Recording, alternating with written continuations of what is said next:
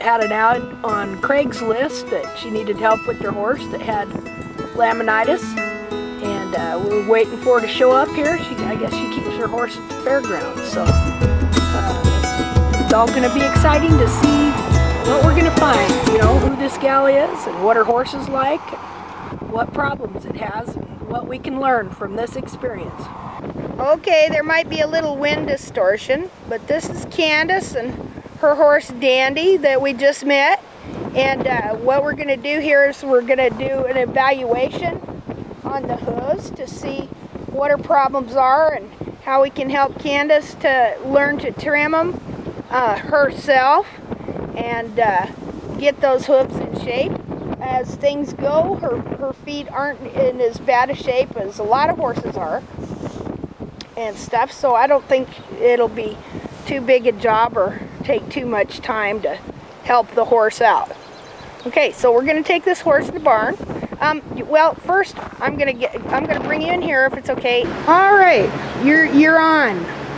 Well, got to speak up though. Okay, I put that on Craigslist because I found out last year that she'd foundered a little bit, and that her coffin bone was off by like 2 degrees. And I was trying to fix it myself because, you know, in college and didn't have a whole bunch of funds. Yeah. So I've been trying to fix it, and it's kind of gotten better, but I can't get rid of this crack that keeps growing up in her hoof. And I just wanted to seek professional help. So. Can you tell me, you did contact a farrier. What did he say he'd do for her and what he'd charge you? He said I first needed to take her back to the vet and get her x-rayed again. And then he said that for the first visit, he would put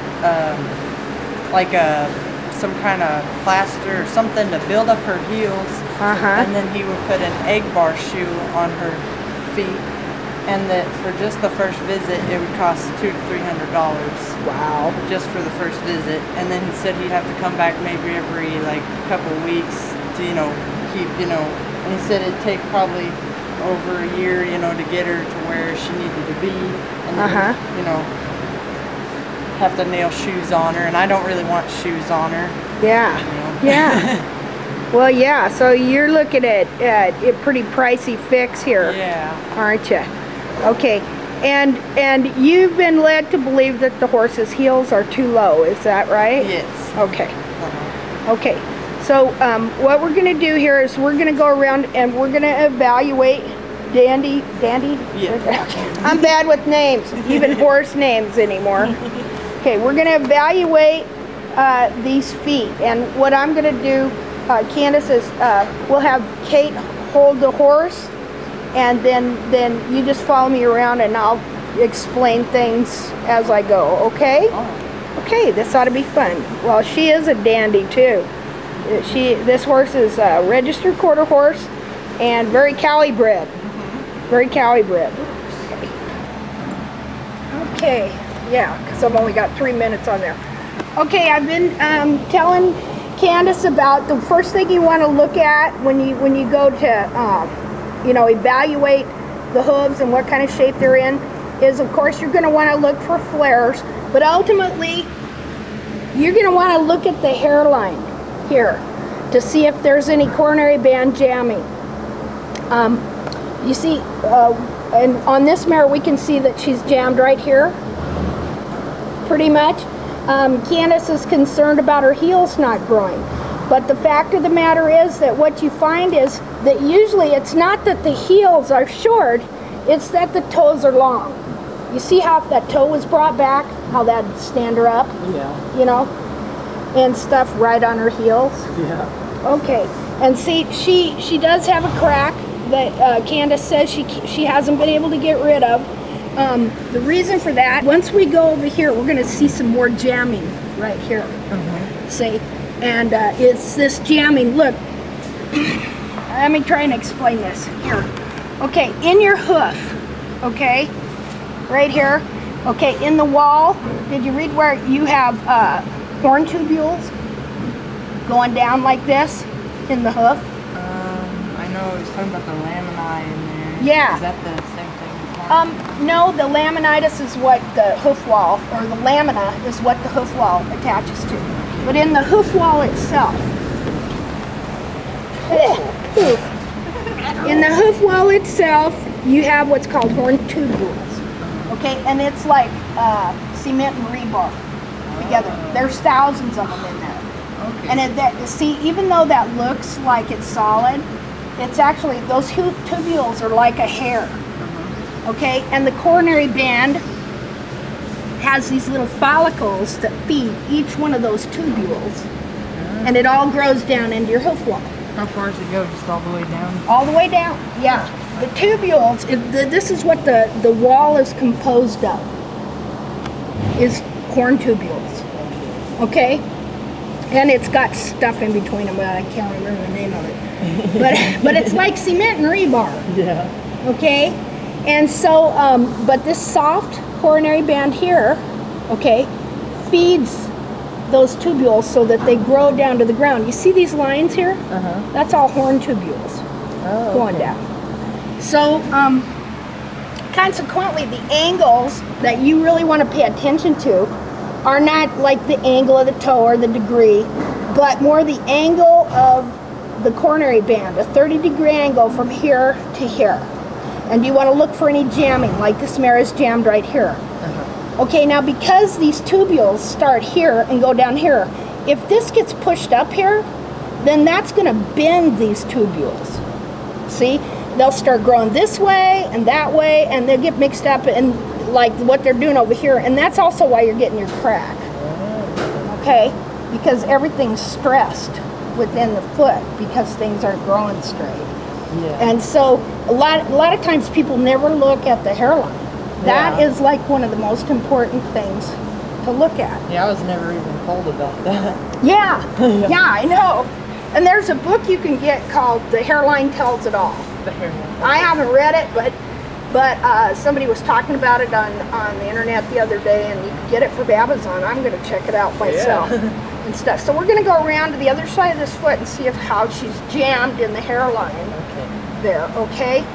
Let's start it. Well, she's got a little crack starting right there. Okay, now after what I've told you about the hairline, what do you see here?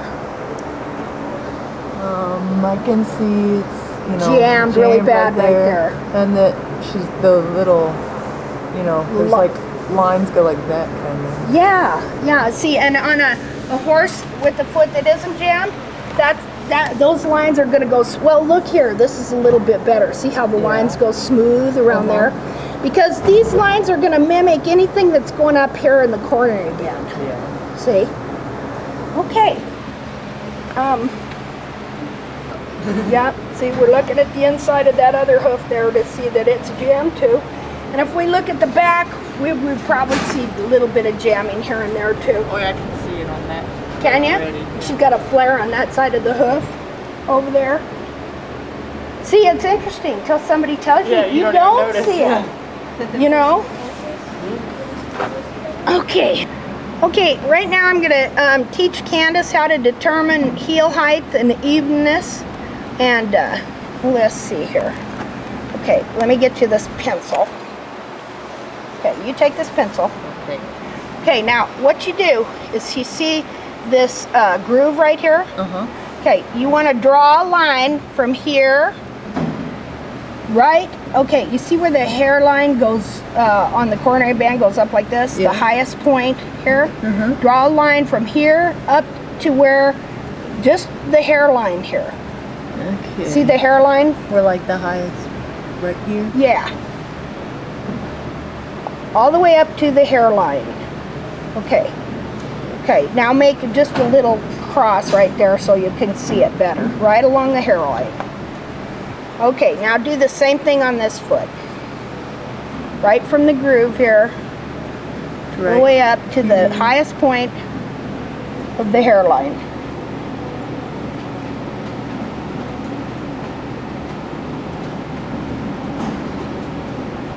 Okay, now you take this here. This is actually, this is marked at 1 1/4 inch, this ruler, because I like to leave them a little bit longer, but what you're going to find is, and you can't see it very good on this mirror, but they have what's called periopal that goes along the top right here, and you usually get these flaps. You can kind of feel it. Feel that? I've seen them before. You feel it? Yeah. Okay. The way to determine the natural heel height of the horse is that it will almost always be right below those flaps. And so we measure back up. We put this right here on the line, at the hairline, and we measure back up here. We'll do it over here on this side. Hold on, girly. Okay, then we put this here. Okay, see, like right there? On the line? Yeah, on the line. And we measure back up to 1 1/4 inch right here. Can you mark this right here with the pencil? Okay. Okay, now do that on the other side too. Get it right up at the hairline.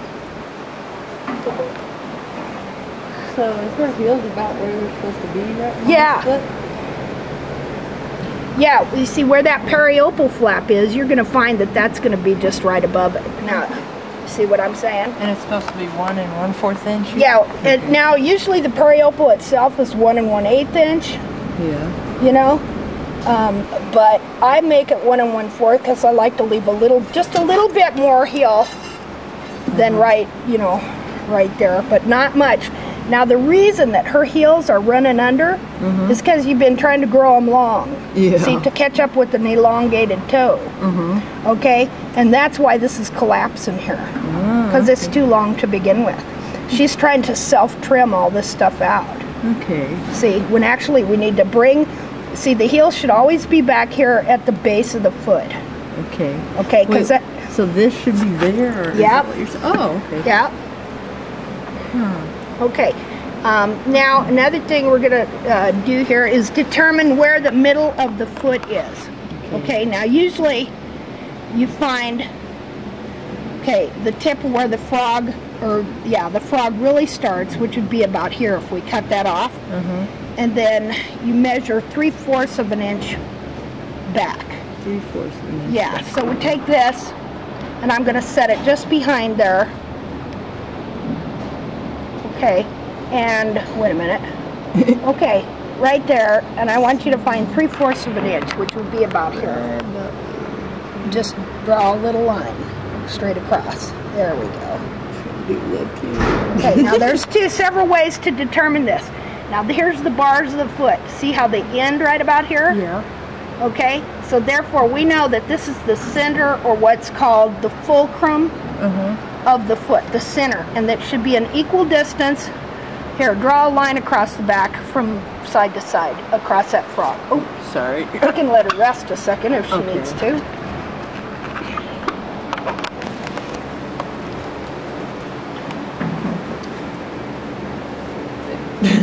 Look, she's ready to work. I'm picking it up. What? Yeah. Okay, yeah, just draw a line from right across the frog and everything right there. So you can kind of see it. See, that's the base of the foot. And that's really where you want most of their weight. See, on a nice base and stuff. Okay, now, let's see, draw a line. Okay, where did we put our line? Right there? Okay, that's the middle of the foot. Draw a line. I'm trying to get this kind of straight here. Wait a minute. Oh, it's little. Okay, draw a line about right there. Straight across from side to side. From side to side. Just do it by hand instead of the ruler. The widest part of the foot. That is the widest part of the foot and the middle part of the foot.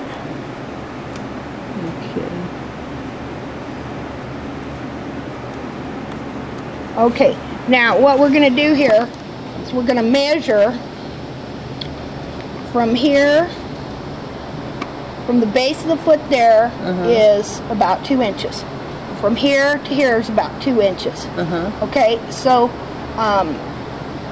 now her feet aren't that much longer than they need to be, but there's enough there that there's doing some distortion. Here, Mark, wait a minute. Oh.